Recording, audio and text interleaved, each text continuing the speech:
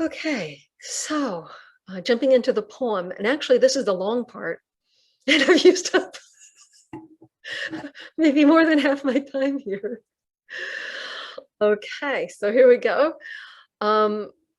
This is so it's Therigatha, chapter 10, the section of the group of 11s. There was no 10 verse poems, so the numbers get weird there, that it's chapter 10, but the 11 verse poem. We're going to be using Bhante Sujato's translation, and that there is the link. I'm going to be using my own marked up copy in this PowerPoint, and if you wish, you can use that link information to go find it yourself and look at an unmarked copy, or also have access to the automatic dictionary if you like. So I've got it very small here. Don't worry, I'll get you a bigger version in a moment, but I want to go over the poem as a whole first, and I've got it color coded to help ease the explanation. And the reason I have some lines highlighted is because that I've crunched together the English Pali, and it would have been very hard to read if I didn't make a distinction there. So the English is in color. I've got a line here between each of the 4-line verses. So that's verse 1, that's verse 2, and so forth. And so there's the first 3, and then it goes on to the next page. So the first 2 verses are about friendship, good friends, the power of having good friends, spiritual friends. The next verse is about the Four Noble Truths. The next verse is about female suffering. The next verses there in blue are an example from someone else's life of female suffering, the story of Padachara. I'm not going to go into that. It's a very powerful story. It would overwhelm this story, so we'll leave that kind of alone somewhat. Here I have in lavender what I believe to be another Bhikkhunis story. I'll get into that, incorporated into hers. And then we have the final verses about her awakening. Okay, so here we go. This is the beginning of the poem on good friendship. Pointing out how the world works, the sages have praised good friendship. Associating with good friends, even a fool becomes astute. Kalyana mittita munina lokangadisa vannita. Kalyana mitte bhajmano apibalo pandito asa. Associate with good people, for that's how wisdom grows. Should you associate with good people, you would be freed from all suffering. And I'm just going to point, I don't have time, obviously, to go into Pali 11 stanza poem, but I'm just going to read that first line. Bhajitabba sapuri sa. Associate with good people, for that is how wisdom grows. Should you associate with good people, you would be freed from all suffering. So why is she belaboring this point about good friends so much? These 2 verses are quite different. One says hang on a second, I'm going to annotate. I learned how to do this just a little bit ago. Okay, so Kalyana Mittika. That's a good spiritual friend. And that's to associate with good spiritual friends. And even a fool becomes wise if you do that. Here, down near the bottom, associate with good people. And that is sapurisa. So it's not just any old kind of good friend here. So the first verse is the kind of good friendship you could have even with worldly, ordinary, good, wholesome people, but not Buddhist saints per se, not people in stages of enlightenment necessarily. Now, the Buddha called himself the great Kalyanamitta, so it doesn't exclude them, of course. But anybody who's got a good head on their shoulders and good ethics could be one's good Kalyanamitta. And this second line about the sapurisa, hang on a second, I'll have to erase that in a moment, but the sapurisa could just mean a great person, But there are scriptures in which Sappurisa specifically means someone who is awakened and at some stage of awakening. You will be freed from all suffering if you associate with a Sappurisa. This is talking about getting the teachings of the Buddha for awakening. That's the distinction. Like the first stanza is about get your ethics together, get your life together, go with good friends, and you get on a good spiritual path. But hey, awakening, the stages of enlightenment, you need a Sappurisa. You need someone to give you the Dhamma. This is in the days of oral tradition. You can probably get enough good spiritual direction, in my opinion, on the internet. Like it's out there. It's especially on Sutta Central. You can get it. You're still getting Sappurisa directions from the words of the awakened one. So I need to do a little cleanup detail here. Because this, my underlining will follow us through the document if I don't get rid of it. Okay, so how does that work, that you get freed from all suffering? Well, you come to understand the Four Noble Truths. And that's the next line. Oh, wait, I need to talk a little bit more about good spiritual friends, right? Isn't that a lovely picture? It's from some vihara. They took it from somewhere else. There's no attribution anymore. And why is it that we can get, why is it that even a fool can become wise, can become astute, as though by osmosis? Because there is osmosis. There's something called mirror neurons. And I'll try to make this quick. But mirror neurons are the function of the brain that enables us as social beings to imprint on each other. The classic example is that if one of you were drinking a cup of tea and the other of you were to watch it, then someone with a functional MRI device would be able to, on both of you, would see that the brain of the person who's drinking the tea and the person who is watching that have the same activity. So the person who is watching infers from what they see what is happening in the brain of the other person. So it's a bit of intuition happening there. Or from what someone speaks, or their action, or their speech, or both, context, all of it, a person reproduces the neural pathways that are happening in the person they are observing. That's how we are social beings. Now this drawing here, and that's from a Penn State site. I gave the site down here.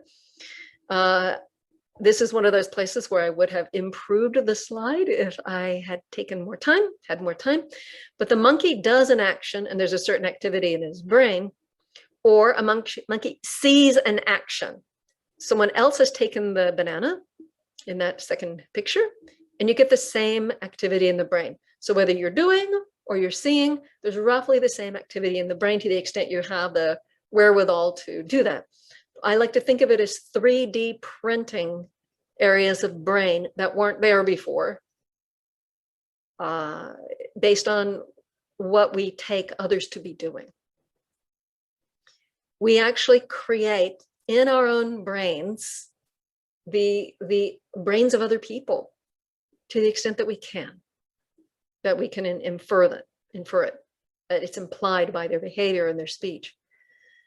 That's why a good spiritual friend is so powerful, or being surrounded by good spiritual friends, as in a good monastery, is so powerful, because you're imprinting spiritual people's mental activities, brain activities that are holding their mental activities, to the best you can. And when we're with lowly, unwholesome people, doing unwholesome things, unwholesome words, we're imprinting that, and we can't stop it. It's what we do.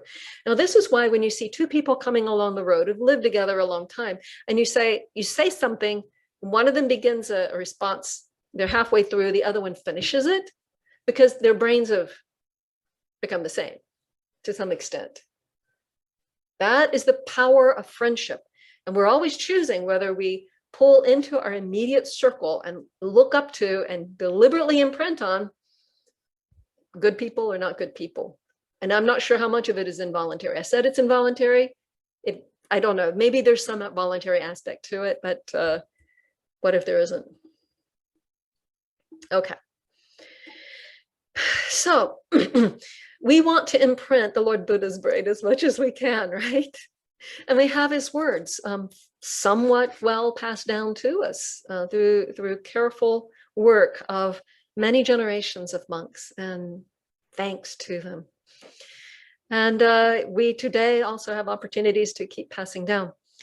Have good friendship. It's important to find good friends. It's also important to be a good friend, because you're also helping create the world around you by how you act and what comes back to you and other people's brains, what they, recreated out of your brain. So being a good Kalyana Mitta is also powerful. Now, the Buddha did something very special and unique, because no religion has produced someone who had the capacity for full awakening, except, except a Buddha. I mean, I can't get into all that in a short time, but in recorded history, modern history, there's only been one Buddha, as we understand in the school of Buddhism. And he had this incredible spiritual genius to figure out the underlying workings of the mind and fix the problem of samsara, to overcome greed, hate, delusion. Samsara is a closed system, and it keeps us forever, life after life. There's no first beginning that we can discern. It goes back so far back, millions, trillions, even more of lives. And there's no way out of it. You can get to the very highest, most comfortable levels within samsara, which is probably about our life. If you've got a computer, you're probably in like about as high level as it gets in samsara, other than heaven worlds. And you can go to a very high level, but then you drop down. Everything's impermanent. You drop down, you may go to the very lowest level and scrape around the bottom a while. And then eventually that karma releases you and you go back up. It's a closed system. So religious influences will take you to the high places, help you not scrunge around on the bottom in horror and misery. But they won't save you. They won't get you out of the closed system. I don't understand how samsara can produce a Buddha. I don't get it. I don't understand exactly how someone can come up with the kind of genius necessary to break out of this completely closed system, but that's what he did. And I like to say that he threw a monkey wrench into samsara. People want to think, people keep having the idea, come back to me with the idea that they need to produce a bigger, better self to get enlightened. What we actually have to do is deconstruct and destroy the structures that maintain unenlightenment. We are actively maintaining unenlightenment. So we need to break that machinery of our minds, maintaining our unenlightenment all the time. So I like to say that the Buddha threw a monkey wrench into samsara. This is a very American saying. Monkey wrenches, had some patented improvement in the late 1800s, and they became a very popular tool, but they're extremely heavy. Like that tool there would be 8 pounds, and I don't know what that would be in real measures, but anyway, very like the weight of a small dog. And a rigid piece, extremely strong, probably iron in the 1800s, I don't know. And you'll notice it's heavier on one end. It's unwieldy. It's easy to slip from someone's hand. So they're in a sweaty environment. They're working to try to get something fixed, and it could drop into the machinery. And that shape and that strength of an item, that size, is just perfectly created to wreck the machinery.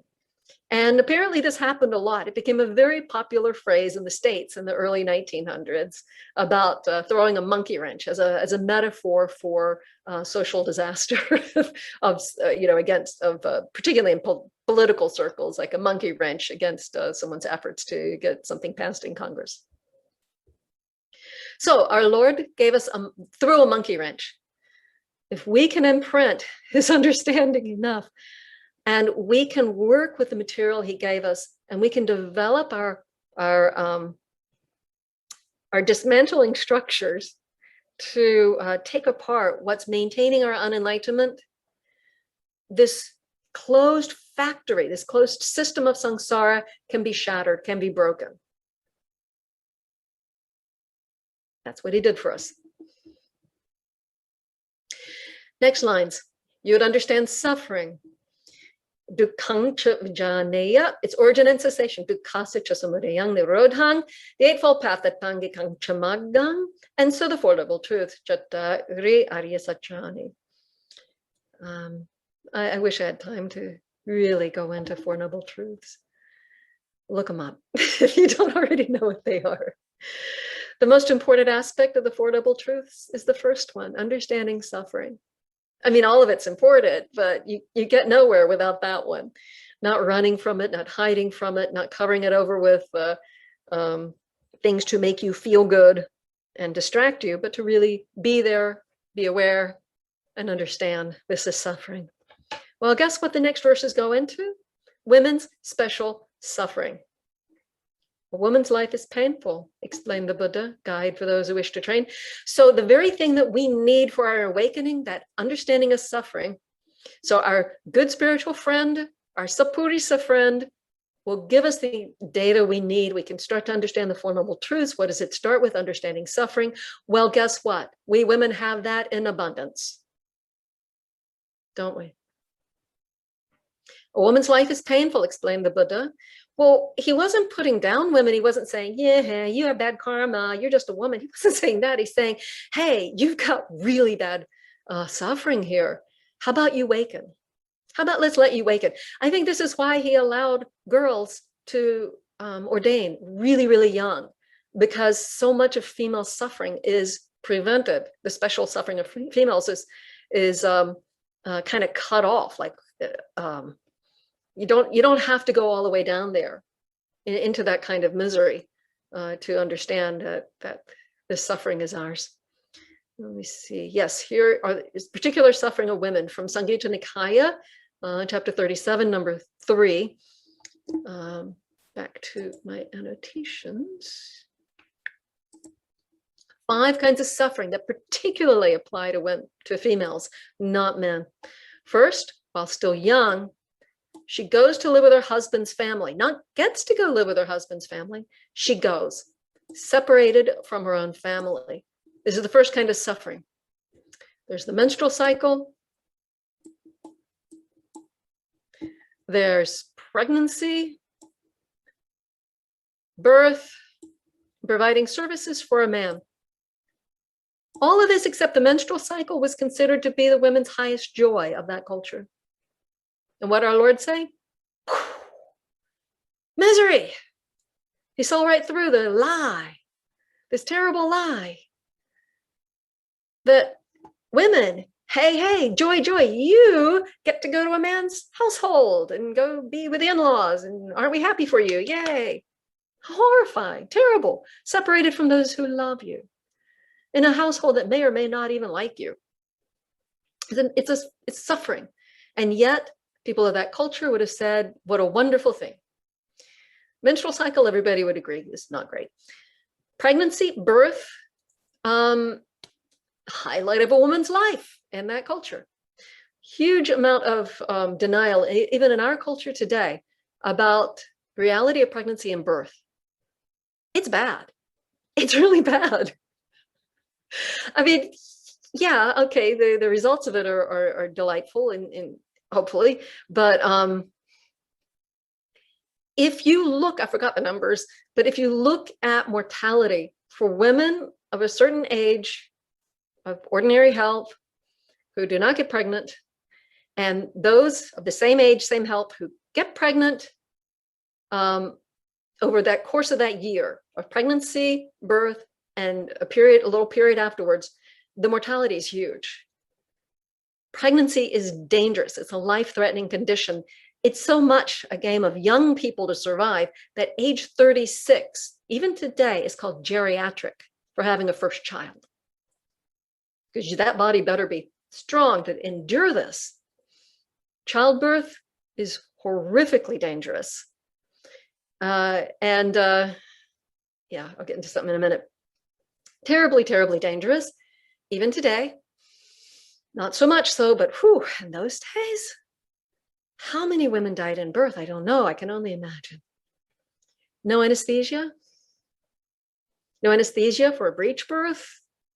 No cesarean sections? Unless the woman's life is already given up? This is not fun, but it's her highest delight in that culture. And services for a man, again, her highest delight in that culture. That was the only recognized female spiritual agency, is to have spiritual development by how well she serves her husband. And the Buddha just did not accept that at all. Not only did he tell a very inconvenient truth for other people in that culture, the other religions, saying, oh yeah, of course they can become enlightened, just like men can become enlightened. Of course women can become fully enlightened. Not only that, he says that providing services for a man is suffering, dukkha. Not even hard to do or something. He's calling it dukkha. Okay, I'm going to clean up my document here.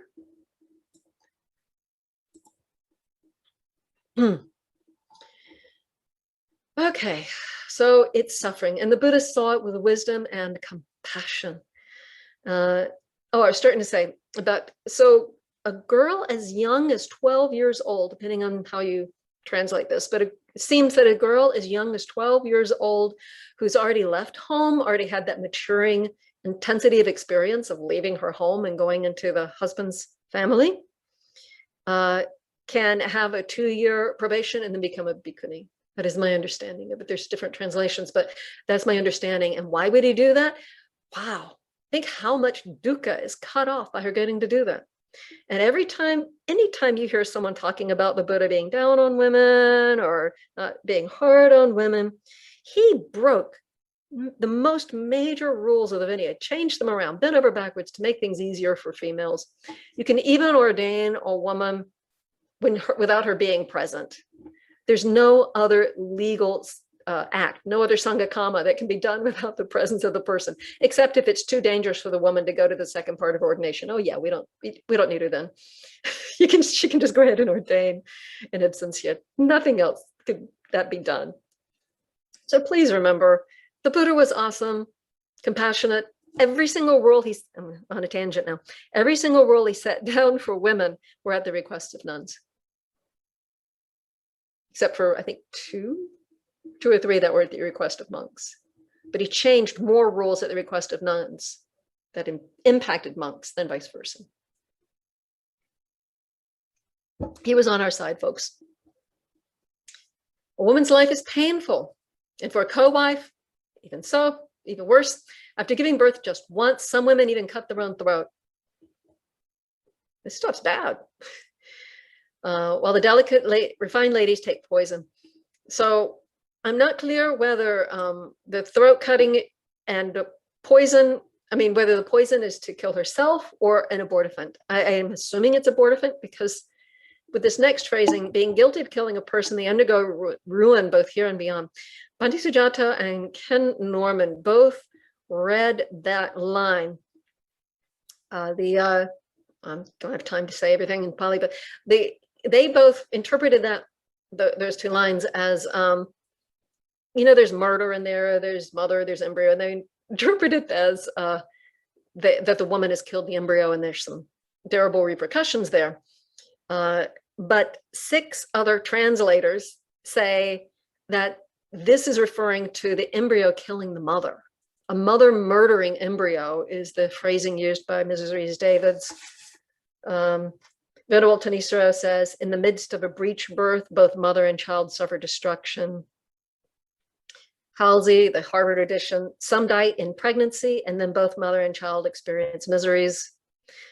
Helmut Hecker and Sister Kema have it as, and then there's the baby obstructing the birth, killing the mother too. So that one makes sense to me. I think that needs to be represented in this poem. Think about it. No cesarean, no anesthesia, and that baby's not coming out, and neither of them are going to live. That was the circumstance that Angulimala, the former serial killer, became aware of on his alms round. The woman's in pain, and then probably the next day on his alms, he hears her cries, weaker, and then he goes to the Buddha. He's so stricken with compassion, probably the first time in his life he had compassion because of the terror of horror of what was going on with that poor woman and that poor baby. And that is when the Buddha taught him how to do the miracle to save the two of them. Okay, now we jump into the example of women's special pains. And again, I'm not going to go into that whole story. Here's the screen. If you go back and look at this video later, you can read it.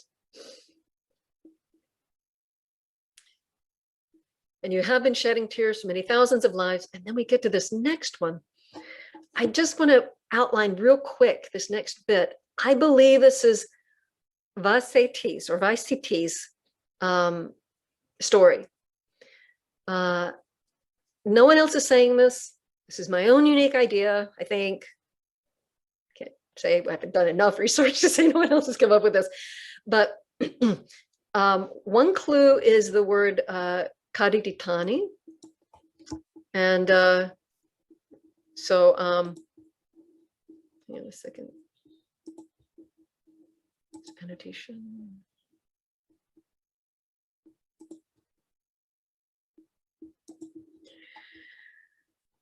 Well, it's not doing what I want it to, but anyway, okay. This word kadiditani is the eating of the flesh of the sun. And there is an account of Vaseti being told that she saw the flesh of her son eaten. And also there is an account in which she makes reference to the Buddha being at Mithila, the same place where she's referring to this son's flesh being eaten. I don't have time to flesh it out, so to speak. But in Sundari's poem, it starts off with this. Vaseti is in the Book of the Sixes. She describes how she'd been on the road and in a state of madness for a long time. But Sundari's poem starts on verse 312 in the I don't remember where. Anyway, with a conversation between a Brahmin who'd lost his son and Vaseti, or Vasitihi, depending on the spelling. And the commentary to her poem, Sundari's poem, says that when that man asked her, said, well, you ate your children, how did you survive this? And then she advises him to go see the Buddha near Mithila. And Vasiti in her own poem mentions meeting the Buddha near Mithila. And cause to be eaten, kadamana, means it's a term of abuse that is used in popular usage. Whenever a woman's sons die when they're born, finding fault with the mother, they say a child eater. How cruel is that? Your only purpose in life, according to that culture, is to have babies, and you lose a baby, you're in mourning, and then people call you a child eater. That is vicious. And there's a footnote here that kaditani is the past participle of the causative verb. Okay, so enough of that. So that's why I think that she's incorporated another Bhikkuni's words there, but either way, condemned by all could have referred to her as well. Now we get to the very end. She's developed the Eightfold Path, leading to the deathless. She's realized quenching as seen in the mirror of the Dhamma. This bit about quenching is very powerful. Hold on a second. I may have skipped some things, but what to do?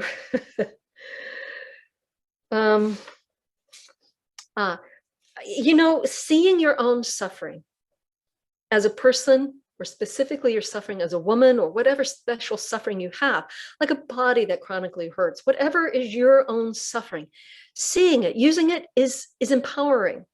So you go from like on this kind of junk heap of pain and misery, and it's just awful, and life is not good, to using it for your awakening. How awesome is that? Ajahn Brahm gives that metaphor about the manure. Manure was dumped in your yard and by your door, and what can you do? Well, you put it in a wheelbarrow and put it onto your garden, and then you end up with fruit. Well, we use our suffering. And it's like if you'd fallen into a junk pit, a garbage or trash pit, you can't get out. And you're looking around you, you've got all this junk around you. You've got broken chairs, you've got broken tables, you've got a piece of a bicycle, you got this, that, and the other. And you got to get out. What do? Well, you take some of the junk and you pile it into a little pile, and you start climbing up, and you make a little ramp for yourself up out of that pit, using whatever junk is there, what's the junk in your life? What hurts? What's impossible to bear? Well, there you are. That's your first noble truth. Use it. Use it to get out of all this thing. Because you know what? The next life might not be any better. It might be worse. Sorry to scare you. So I realized quenching. So nibbana, nibbana here. Nibbana is this idea that a flame is in pain. That movement of the flame is showing suffering. And so when you quench the flame, then that flame is released. The pain is gone. And so this quenching of a flame is this image used for awakening. Nibbana, this no burning, literally no burning. It refers to nibbana. And I wanted to say more, but I nearly need to skip on. Here she is. She's plucked out the dart, laid down the burden, done what needed to be done. I mean, just think how it is for oneself when you've done your duties of the day, or a kid who's finally finished school until, well, pandemic, it's different, but anyway, finished school until summer, and he throws down his book bag and flumps down in a comfortable chair and gets a soda, flumps down, puts up his feet. He's done. But imagine done forever. No more work to be done. And not that there's nothing more to do, and not that you're all shut down and all of this, but you're not burdened by whatever's there in front of you, like this kind of relentless chasing in your heart that you need to get what you need to get and get away from what you need to get away from. And this restlessness and worry and trouble, it's all gone. You've done what you need to do. This is a lion's roar. This is powerful. The Therigatha poems are incredible lioness roars. I would not appreciate anybody who presented them as anything short of what they are. Extraordinarily powerful women, enlightened people. What could be more powerful than a heart that has nothing to lose? That's vibrant and present, soft and compassionate, with no personal agendas or issues that could ever make you unable to love another person. Wow. May we all get to say what Venerable Arahant Kisa Gotami said, which is, her mind released, laid down the burden, done what had to be done, pulled out that dart. May we all get to say that.